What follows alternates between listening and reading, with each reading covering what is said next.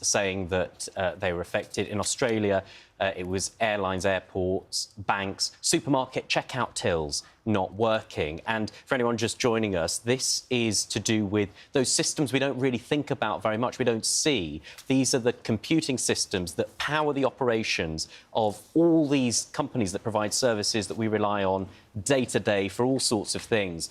Here in the UK, as we've been saying, airport systems have been affected, train companies are warning about significant delays, airlines are warning anyone travelling to expect long delays at airports. And to put this into context, because we spoke to a technology expert, didn't we? Overnight, Microsoft said it was investigating an issue, right, with its 365 apps and its operating systems. And then it said it had recovered some of the services.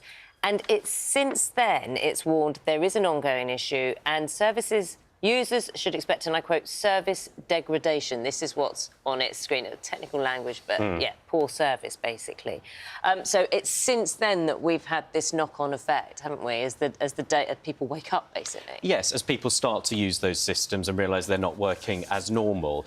For anyone who's interested in the detail of this, it seems to be linked to some sort of cyber-security platform or software called CrowdStrike. Some kind of update with that is thought to have caused these problems that are affecting the system that Microsoft PCs, any PCs that use the Microsoft operating system within businesses and companies that use that are affected in many cases. That seems to be what's causing the problem. And Ben, what of course immediately emerges as we're looking through constantly all the places affected. I'm just seeing another airport saying Amsterdam Schiphol Airport, which is a very busy airport, saying they're affected by the global IT outage.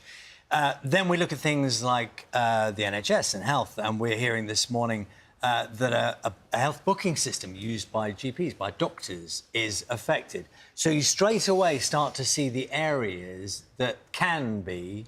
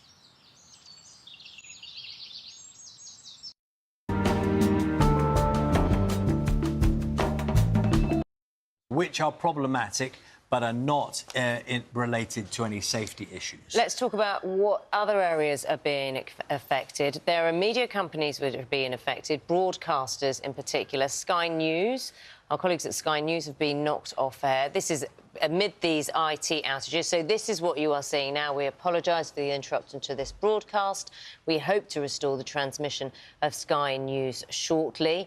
In a statement, the broadcaster obviously has apologised, saying it hasn't been able to broadcast live television this morning and apologises for the interruption and saying its news is still available online. Here at the BBC, CBBC as well. There you go. The message is clear and simple. Sorry, something's gone wrong. While we fix it, you can go to the BBC iPlayer. I'm just reading as well that Microsoft, who, of course, the problems are related to Microsoft, saying that multiple services are continuing to see improvements in availability as our mitigation actions progress. And we were speaking to a technology expert a little earlier on who was saying exactly that. Just pause, wait, and it will be improving over a period of time, awkward as it may be for some industries right now. We will return to the issue of broadcasters experiencing problems. Let's go to entertainment journalist Scott Bryan. Scott, morning to you. Yeah, lots of people tuning in. Obviously, they watch us here at Breakfast, but they absorb news throughout the day from different channels. And as I mentioned, Sky News, CBBC. Anything else we know? I mean, I think it's just a very quickly developing story, isn't it? I mean, Sky News, I think, was notable to viewers for the fact at 6 a.m, the time when Sky News Breakfast would have kicked off. They would have seen instead backup programmes or that title card, and they've been unable to go and be broadcasting since. If you have been a Sky News Australia viewer, which, of course, Sky News Australia is different to Sky News UK, they have also not been able to be broadcasting down under. And they had a reporter from the studio, and he was able to highlight that pretty much everything within that studio had frozen. So the background screens, the auto cue giving them the information coming through to them, and everything onto the screen. So, Scott, if I just pause you for just a moment, we will carry on talking in a moment. You're watching BBC Breakfast. The time now is 8:59. We're keeping you up to date, of course, on an outage, a technology outage that has affected various parts of the world, around the world, from media companies, travel companies, stock exchanges, various companies as well. We're picking up on the subject of media. Yes, Scott, apologies for breaking away from you for a moment there. But one of the things, of course, that immediately becomes apparent is people rely on information from news outlets, and some of those news outlets are in themselves unable to give information, as we are now, informing people of some of the practical problems that are occurring. And you realise how quickly that tumble-down process can cause problems. Yes, certainly. I mean, I would say that if you were tuning into Sky News this morning, you would have been surprised that it wouldn't have actually started. I mean, Sky News was beginning the programme at 6 a.m, and then essentially it was going to essentially freezing. So it meant that it wasn't able to be broadcasting as planned. And you could just see that ricochet happening across different broadcasters generally. CBBC, which has live sort of broadcasting throughout the morning, was able to broadcast as planned. In fact, I'm literally looking at my phone now, and it does seem that Sky News has started to rebroadcast just within the last few minutes. So as you've been saying, things have been slowly getting back into progress, and it seems to be happening. But Sky News, as I could see, hasn't got the usual sort of the ticker, and they might be relying more upon sort of just essentially reading out off paper for the time being. Scott, thanks very much for that. Scott Bryan there, entertainment journalist. And we're just going to recap what's going on at this moment in time. So he'll be the first foreign leader in nearly 30 years to address the cabinet.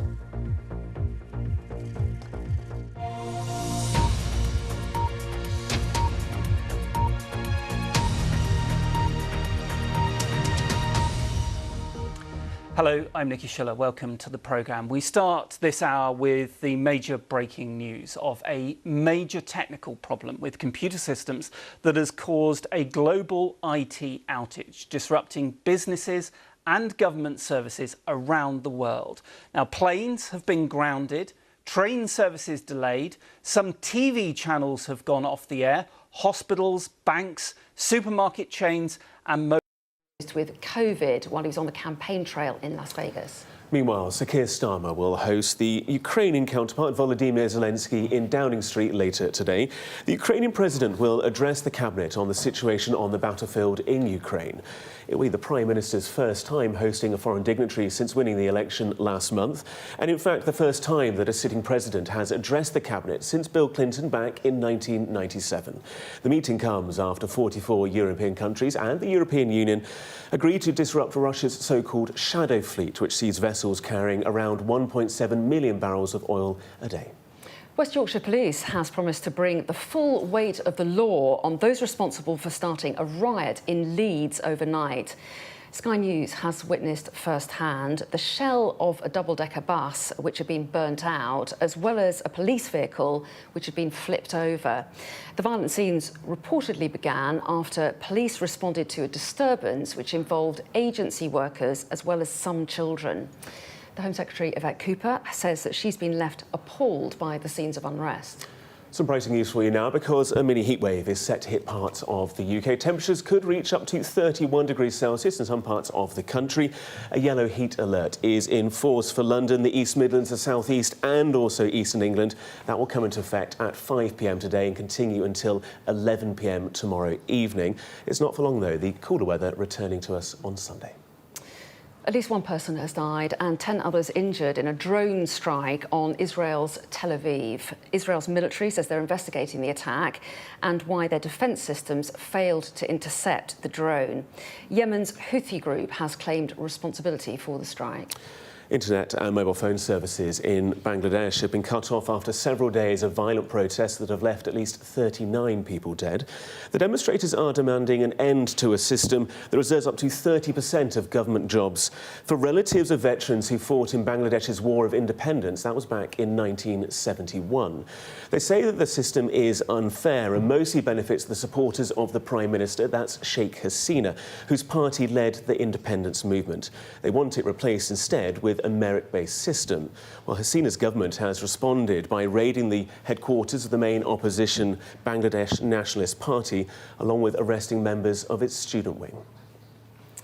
And tributes are being paid to longtime star of the screen, Bob Newhart, who's died at the age of 94 following a series of illnesses.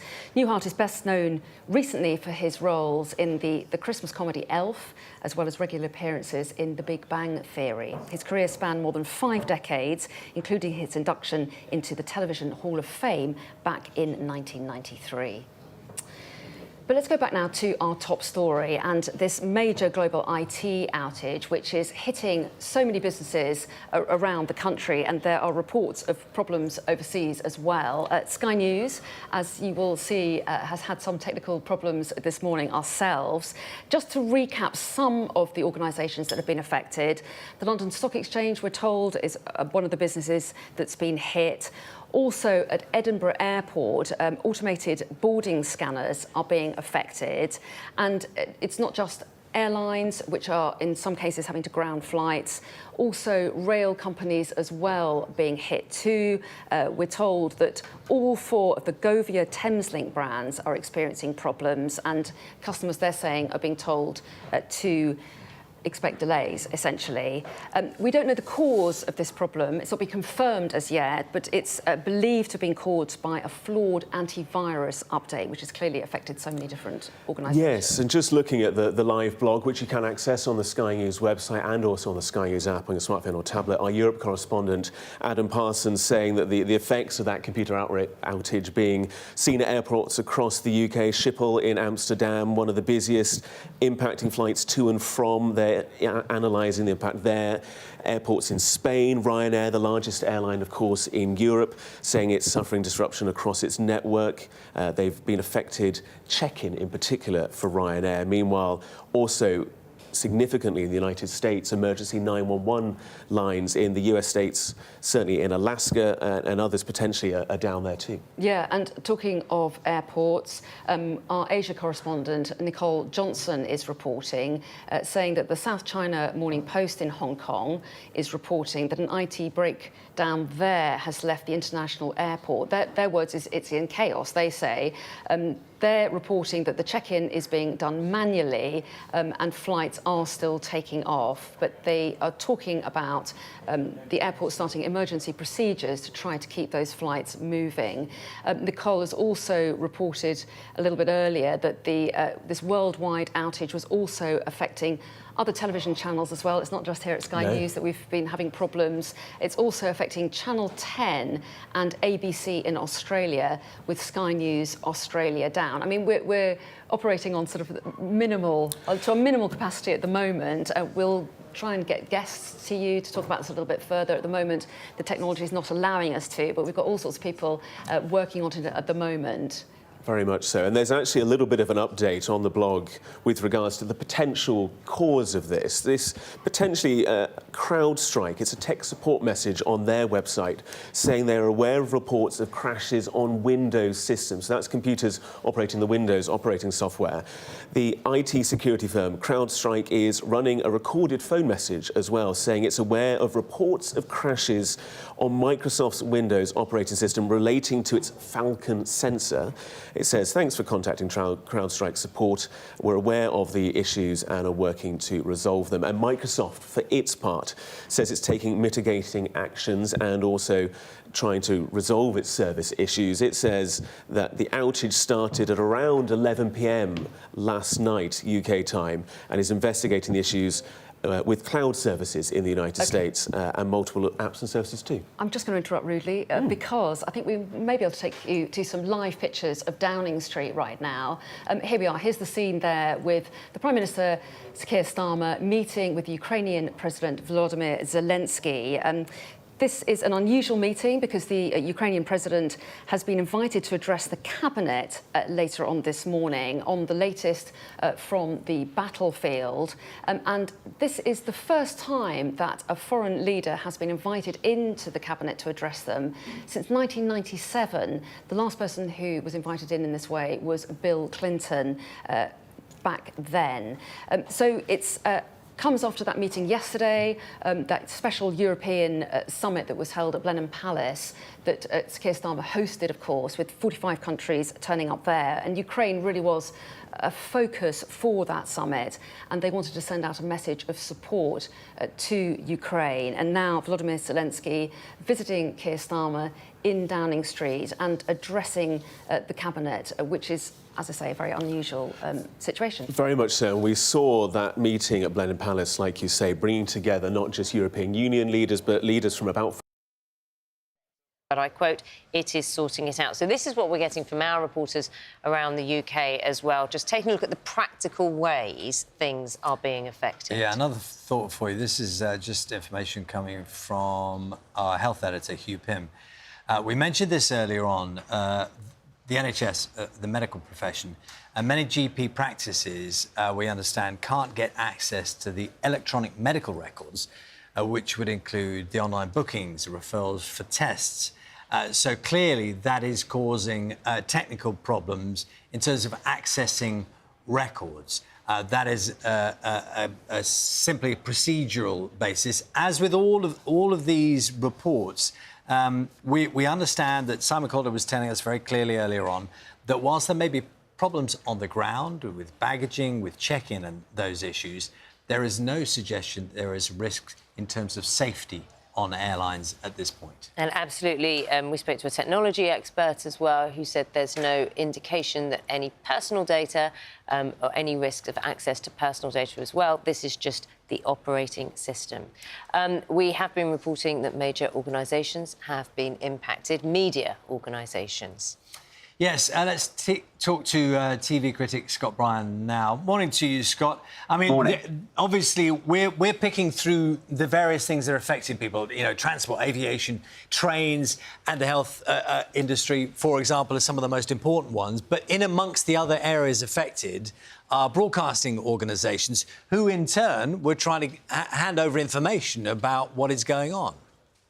You're exactly right, Charlie. I mean, of course, you know, you're trying to cover a breaking news story, and it's quite hard if the actual broadcasting you're trying to do is also encountering problems. I think it's also going to be noticeable for viewers. I mean, particularly Sky News viewers, which were not able to watch the channel for nearly 3 hours. It's only literally come back on air in the course of the last 5, and if you are viewing that, I'm looking at it on my phone, you notice things are a little bit different. You know, there isn't the ticker, they're reading primarily off paper, and they aren't able to throw to reports as normal. You're also having it with some challenges with other channels. If you're trying to watch CBBC channel, that's been encountering problems, and it seems to be sort of happening particularly around live broadcasting, live studio segments. So it's going to be interesting as the course of the day continues to see whether normal schedule programme will be airing as planned. I mean, I think this is sort of something that many people were able to see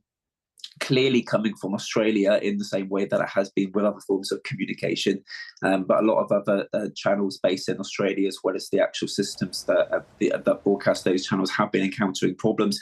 But I feel like in the last sort of half an hour or so, they're trying to find workarounds. It would just be obvious to viewers that it's going to be a little bit different than the normal broadcast and the standards that they usually expect. Scott, I'm glad we were able to link up with you. Thank you very much. Thank you. We will keep you up to date on this story between now and the end of the programme. But at 12 minutes past 9, worth bringing you some other news this morning. Yes, the Home Secretary has condemned. Yes, so from what you're saying, this could last for a very long time, because if it is big businesses, small businesses, of course, global companies will have a tech team that can do this. But from what you're saying is every computer that has got the blue screen of death is going to have a human come out to try and fix it. Pretty much. That's exactly it. Now, the instructions are easy to follow, so there will be posts about them, there will be reports about how to do this fix coming out, and people will be able to go in and do it themselves for their own laptops. The other thing is small businesses are less likely to have CrowdStrike Falcon, which may well be useful to them at this point, but larger ones, it's incredibly popular. And Microsoft have issued a statement. Is it because a lot of what the Microsoft infrastructure has this product on it as standard? So the Microsoft side, we're not actually that sure about at the moment. Now, if it's Azure affected, as far as anyone knows, they don't deploy CrowdStrike Falcon themselves, but it is available in their cloud marketplace. And again, it's a widely used tool. So that may be behind the Microsoft cloud outages. You may not know the answer to this question, but surely before something like this is rolled out, it is checked and double-checked by firms. When you're dealing with incredibly complex software, we're talking a lot of code, a lot of files involved. This is a tool that has been developed over years and grown and grown and grown. Things do get overlooked. Now, I would say, yes, they should have checked better, and make no mistake, people are probably going to die because of this outage, because it's affecting emergency services and hospitals. So there really isn't an excuse. Yes, they should have tested it. I suppose it also shows just how around the world we are now reliant on systems like this for every single bit of daily life that we are used to. You know, train services, going to buy something at the supermarket. It's all about the convenience and speed of technology, and this is the consequence when it goes wrong, particularly when you have these massive companies with widely deployed tools. When something very small goes wrong, it can affect huge swathes of the world, whereas back in the old days, when it was much more fragmented, it would be a much more localized failure, and that's easier to cope with. I've just seen Hugh Pym, our health editor, has just spoken to one GP who says that we are only seeing the most unwell patients. Users that they were having some issues. Their users reported issues, and that certainly affected the ability of some market participants.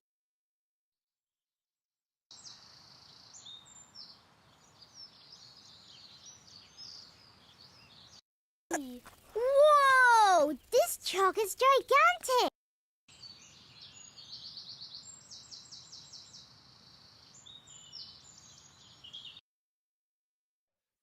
Trading statements, results statements, news about directors and boardroom changes and so on. It's an absolute vital piece of the plumbing for the equity market here in London. And the exchange said that they were having issues there, technical issues that were preventing them from getting news and information up there. There doesn't appear, however, to have been an issue in terms of getting pricing data out. The market opened as usual, the equity market opened as usual at 8 o'clock. The FTSE 100 opened some 2/3 of 1% lower. In common with exchanges right across Europe, there's been a sell-off right across Europe. At the moment, probably pretty moderate. You're only talking about, as I say, 1/2 to 2/3 of 1% lower for most of the main equity indices here. The DAX in Germany, the CAC 40 in France, the MIB in Milan, they're all down by roughly the same sort of amount. But so trading appears to have got underway now, but what still appears to be a stumbling block is the ability of the exchange to get regulatory news service announcements up and running. And can you tell us anything about CrowdStrike, this company that we understand was launching an antivirus update? No confirmation of what has happened, but can you tell us anything about that company, Ian?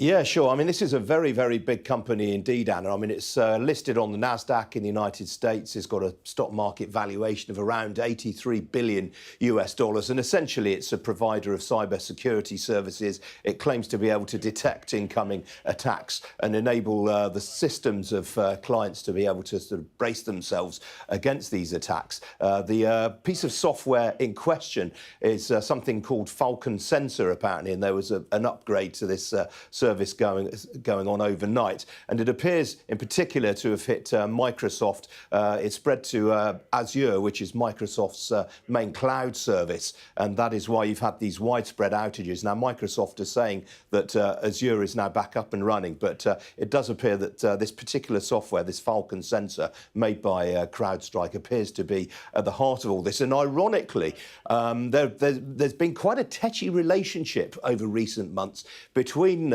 CrowdStrike and Microsoft. CrowdStrike, on a number of occasions, has raised questions about the resilience of Microsoft systems, which is all deeply ironic in view of the fact that its own software upgrade appears to be at the heart of all these problems now. Ian, stay with us for the moment, if you will. I want to bring in Simon Calder, who's just joined me here in the studio, travel editor of The Independent. I remembered that. So, Simon, get us up to date, because a lot of travel is affected, isn't it? It seems like airports have been affected, but also some train services as well. Yes, and the context for this, Anna, is that this is the busiest day for flights leaving the UK since 2019. It was always going to be a really difficult beginning of the day. Summer holidays. Exactly. And that's going to be difficult in its own right. So I do see that there will be problems continuing and new problems arising in the air, and this is because the IT problems it is facing are because of this technical issue with CrowdStrike, which is a system that's impacting multiple carriers, and it's working with the IT security firm CrowdStrike to fix this problem as quickly as possible. And to put that into context, American Airlines carries an average of around 578,000 passengers a day. There have also been clarifications regarding GP practices. We will be talking about that as well in terms of how they've been affected by outages. Yeah, some suggestion that medical records, the GPs can't access the medical records at this stage. Ben, you've been watching this story very closely. You know, people just tuning into us now will be concerned, but there are various things we need to point out very quickly. That safety, at the moment, appears to be not one of the concerns. Practical problems, delays and technical issues, but safety across most of these industries, not yet highlighted as an issue. Yes, I think, you know, that is an important point to make, but just to highlight the scale of this and the impact of it, whether you are trying to buy a coffee at Gale's Bakery, whether you're trying to catch a train to work, an international flight to go on holiday, or even switch on some news services to find out what's going on, all of those things have been affected and more. As you say, the problems at the airports are to do with the ground handling systems, the baggage handling, the check-in process. And so things are taking longer than normal. That's affecting airports here in the UK, it's affecting airports in Europe and America and Australia, and of course the way we are so interconnected for travel, international travel, all of that will have a knock-on effect on anyone trying to travel today. Incidentally, today expected to be the busiest day for air travel since 2019. A flight scheduled to depart the UK every 27 seconds. Anyone travelling today expect massive delays and cancellations. Of course, those same IT systems that are causing the problem with those flight delays and airport problems could well affect how easy it is for you to get in touch with your airline or with the airport to find out what's going on, as well as the volume of calls and inquiries they'll be receiving. The same applies to train companies. Pretty much all the major train companies across the UK are warning passengers to expect delays and cancellations because of the impact of this IT outage. As I say, the coffee chain Gale's has said it can't take payments. Sky News was off the air for a fairly long period this morning. One of our channels here at the BBC, CBBC, has been off air as well. So the reach of this makes it what some IT experts are saying is probably the worst, the biggest IT outage globally that we've ever seen. Well, on that thought, Ben, thank you very much for that. We will, of course, keep you right up to date with any of the practical effects. We have spoken this morning to technology expert Tom Cheesewright, who gave us his thoughts on what's happened. I wish I could give them more proactive advice, that there was something they could do. But the best thing you can do in some ways is wait. Wait to find out that your services are back up. And as you say, Microsoft has got everything. Relatively. Try L'Oreal's brightening routine. Medical treatment of patients in the hospitals hasn't been affected, although the Ministry of Health has instructed the evacuation of patients to other facilities that are not experiencing this malfunction. They're also saying, the Ministry of Health, that they are working with the global company to try to restore the lost program, but they are doing so to also with local solutions. So they're trying to figure out their own ways of fixing this technical problem, although they are also working with the global company. That's the latest we have here from Israel on how things are developing.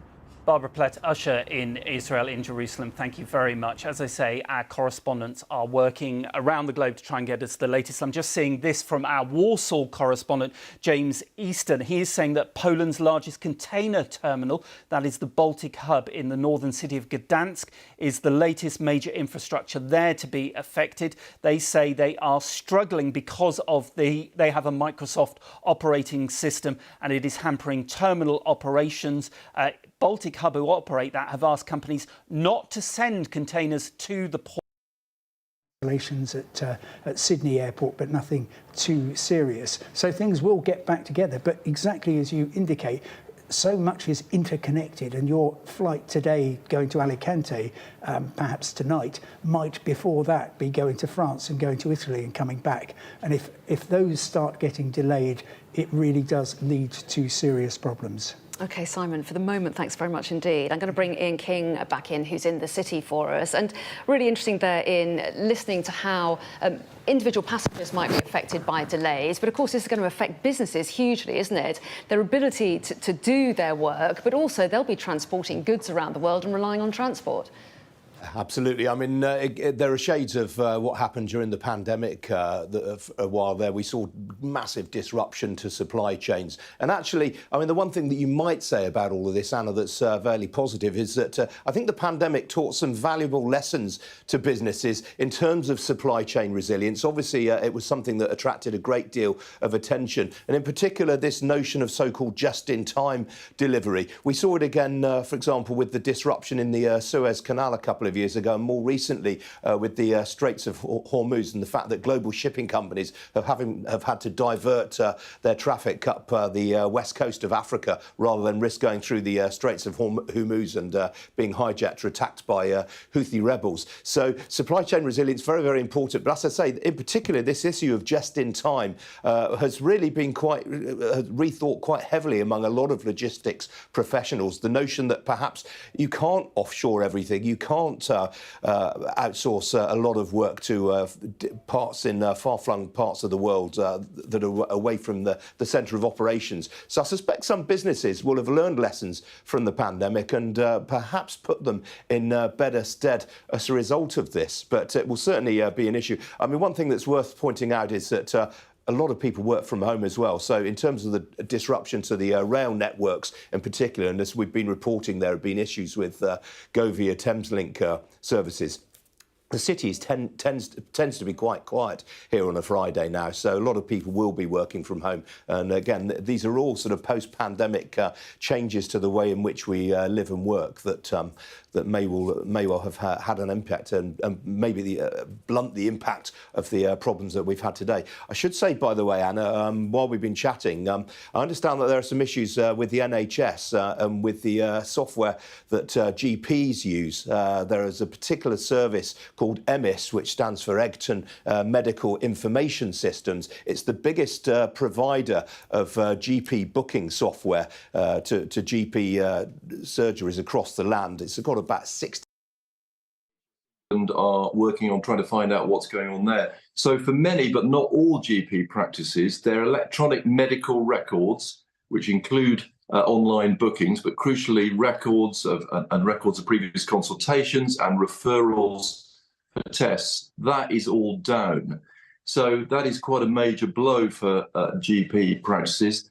One GP has told me that you can get through on the phone, and they are telling people they will certainly see or try to help people who are seriously unwell, but phone lines are going to be extremely busy. So this is quite a major impact on GP systems based on those which have got a certain electronic medical record provision, but obviously information is not always easy to get and is coming through fast, and we're trying to keep across it.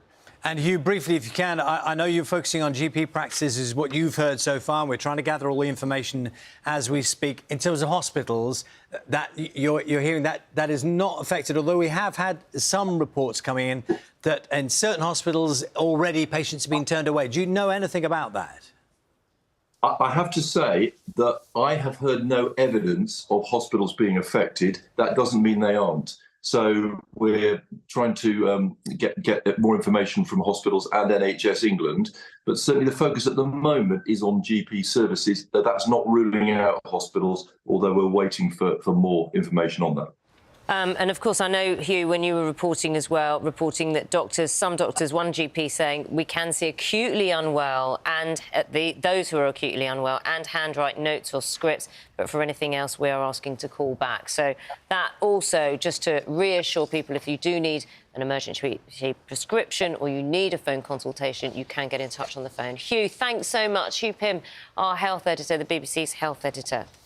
You can, of course, keep up to date with the latest impact of the Microsoft outage by following the live page. You can see it there on the BBC News website. There is a lot of information coming in all the time, so you'll find the latest developments right there.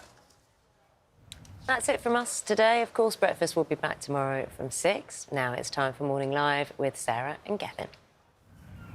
Coming up, the true cost of a bargain. With summer sales in full force, find out why you should. You have been working to try and work out what is going on. As far as you know, what at the moment do we believe has caused this? So here's what I think is going on. There are either one or two issues that have either combined to make a perfect storm or are connected together, and it's looking increasingly like they are connected. Microsoft says it's been investigating an issue with its services and apps, and particularly its cloud service in the US.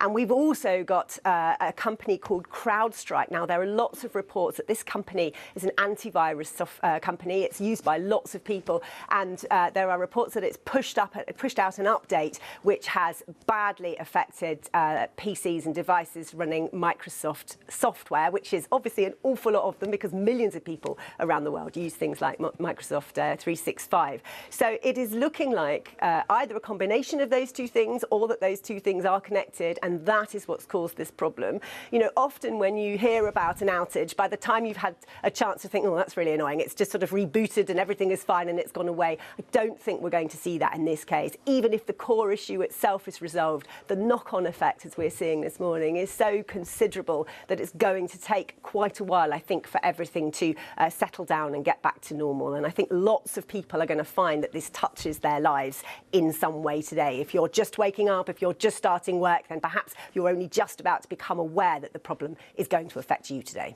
Yeah, we had a cyber security expert on a little earlier, and he thought that it might be a corrupt file as part of an update to CrowdStrike, and the fact that that was now on individual PCs. And if you get the blue screen of death, it would mean a human having to go and try and reboot that PC. If that is the case, this will cause problems for days to come.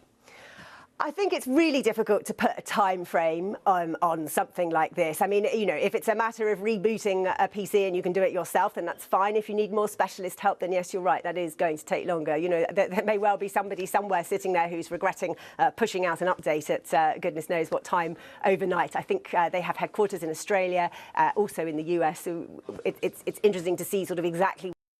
Include him and involve him in cabinet goings on in Westminster today as well. OK, Rob, thanks very much indeed. Well, let's go back then to this breaking news today of the major global IT outage, which is hitting so many businesses worldwide, including us here at Sky News. I'm being told now that it's understood this has not been caused by a cyber attack. The suggestion has been up till now is that it's a system failure believed to have been caused by a flawed antivirus update, but we don't have confirmation of that cause, but that is the suggestion at present. So let's go back to Ian, who's in the city for us this morning. And Ian, we have experienced these blue screens around our office today, but there will be companies all up and down the country who are experiencing the same thing. And I guess just from the number of them who are going public and talking about issues shows just how integrated this is, this problem. Totally, yes. I mean, the global economy is more interconnected than ever before, and across any industry that you care to look at. We got a flavour of this, Anna, back. It's warning passengers to arrive today at least 3 hours early before departure. Those warnings also extend to those. Is there any historical precedence? I've been trying to figure this out this morning in terms of, you talked about how long the airlines have taken to get back online. We have seen outages with updates in the past for big IT systems. The scale of this thing the system feels like it could take a while, though, to resolve.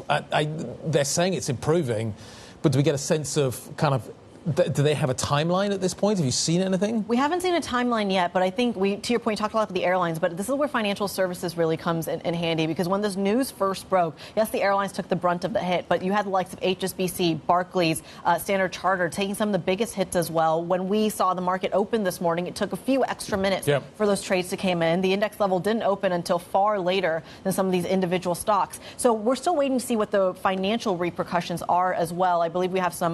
Microsoft says it has completed mitigation efforts to address the configuration change within the Azure service, which contributed to this incident. Well, Arjun, you're looking at a lot of pre-market moves. CrowdStrike, clearly the one we're watching. Yeah, really fascinating action, actually, in the US pre-markets. CrowdStrike sort of down there around 13%, so a huge drop there.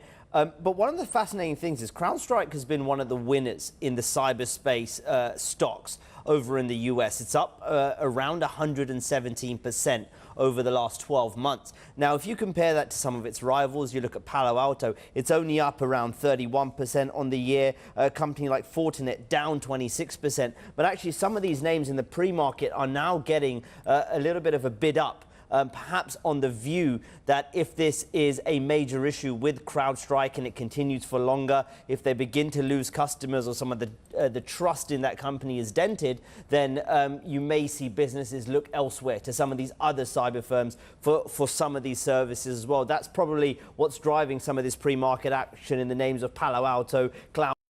Concerns about Biden's. How many hours got the delay due to this error and what is going on? So we have to get inside and we have to check what exactly status about the airline and what the things will be done.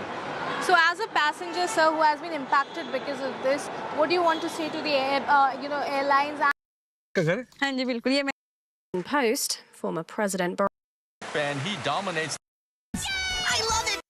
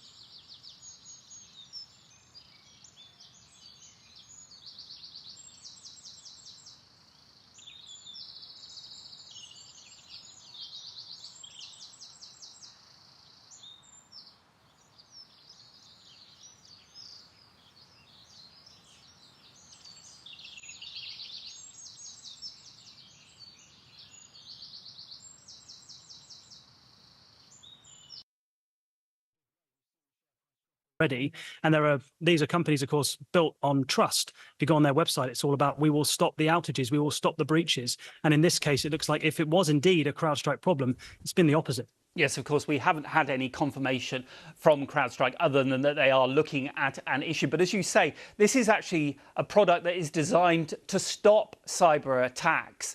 And it looks like maybe that has caused this global outage.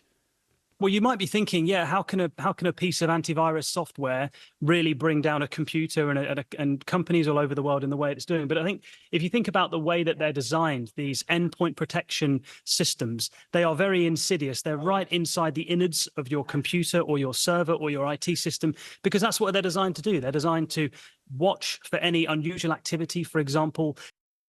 Sky sources say that it's understood that this global outage is not thought to have been caused by a nefarious cyber attack. Tom Clark is back here with me, and everyone will be desperately trying to get to the bottom of what has caused this outage, which has such far-reaching consequences. Yeah, as far as we know so far, this is a fault affecting Microsoft systems, people running Windows 10. There were problems overnight with Azure, which is Microsoft's big cloud computing provider for businesses. But from what I understand, in the US, that's resolved. It then was a problem affecting people running Microsoft Windows 10 and other bits of Microsoft software on their computers.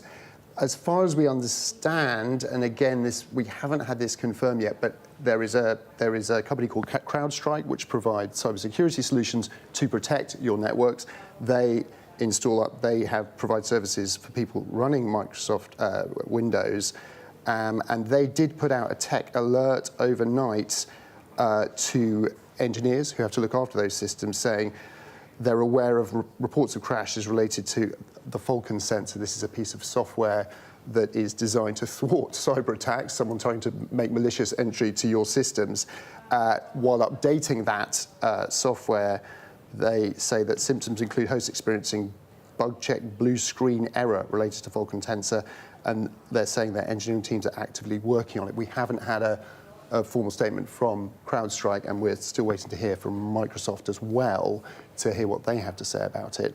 But where you have a situation where you have a dominant provider like Microsoft, and don't forget they are the most valuable company in the world at the moment, they are highly dominant in the cloud computing business software space, it's going to have colossal impacts.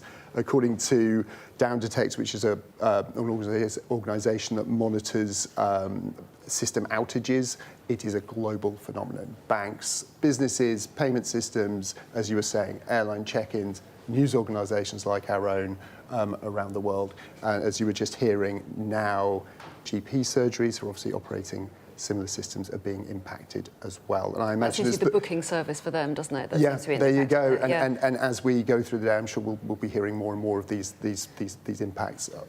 And another reminder of just how dependent we are on technology. Yes, and how easily disrupted these things can be when things go wrong. And they are incredibly complicated. There are very skilled engineers that manage them. You know, the fact we don't have these outages more often is perhaps surprising. But remember, customers rely on these companies. It's reliability is the biggest thing that they're paying for. So it does raise big questions about that. These things aren't unheard of. I don't know if you remember back in 2020, Microsoft's cloud system went down while they were installing their own software patch, which obviously had an error in it, took the whole system offline, they recovered. I think it was in 2021, Facebook, WhatsApp, all of Meta's systems were down for at least 24 hours, again, because they were installing a software patch, an update to the system that was flawed and took everything offline, raising big questions internally about, guys, can't you test these things first? Is there a way of doing that? But when you have these systems that are running 24/7, businesses, customers, app users rely on them to be working all the time, a bit like a 24-hour rail network, you've got to try and make those repairs and updates while they're still operating. So it is a risky business. You're trying to do the repairs, but you're also trying to communicate with customers and with other businesses that you're trading with about your problems as well, and that could be affected too. So there are going to be big questions for the engineers and the technical folks who run and update these systems as to why something as simple as, from what we understand, bear in mind we're still trying to get to the bottom of exactly what caused it, if it was indeed an update to a bit of cybersecurity software that's managed to take nearly all of Microsoft's, certainly, or parts of Microsoft's customers' systems offline globally in a very short space of time. And as things stand, we don't know how long it's going to take for them to recover. No, and what have we heard from Microsoft themselves? We haven't heard. We haven't got through to them yet, No. but we will bring you that as soon Yeah. as we do. We haven't had an update from them yet. Interesting to see what they say when that Absolutely. happens. Tom, for the moment, thank you for that. And I'm just noticing a couple more airports are kind of reporting their experiences at the moment. Heathrow Airport, a spokesperson, has also talked about Microsoft experiencing this global outage, which we've been discussing.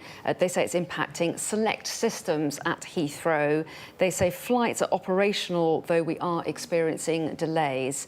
They go on to say we're implementing contingency plans to minimise any impact on journeys, and passengers are advised to check with their airline for the latest flight information. And Gatwick Airport has also said that passengers may experience some delays due to this outage.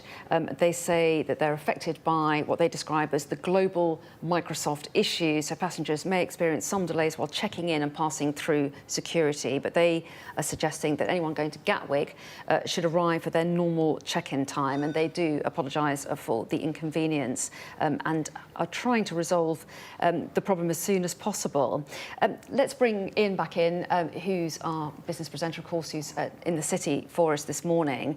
And I guess that's the other question mark, is just how long this could go on. This is quite hard for businesses, scrambling to do work as normal, but at the same time not having any sense of when it could be fixed.